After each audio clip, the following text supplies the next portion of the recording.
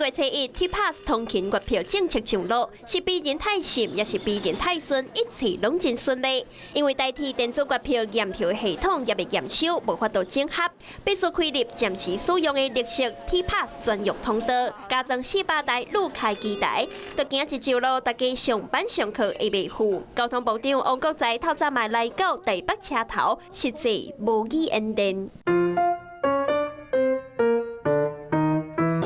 先生，请问一下，我有买月票，可是他扣我钱耶。新竹站进站的，对，我们目前 T-Pass 卡只适用在北基桃的部分。如果跨区使用的话，我们会直接从电子钱包扣电子票证的钱。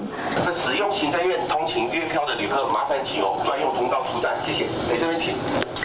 7月1号电子通勤月票上路，台铁呢紧急设立了 T-Pass 的专用通道，但是大家担心了，要是遇到人潮的高峰期 ，T-Pass pass 得了吗？一般通道跟专用通道，专用通道会比较快。现在我们测50个，因为它这个是设定读卡机而已，而我们一般通道哈，大概啦，就是差不多40个，1分钟。对，最近我们宣导说，它不只是通勤月票，它也是一个观光月票。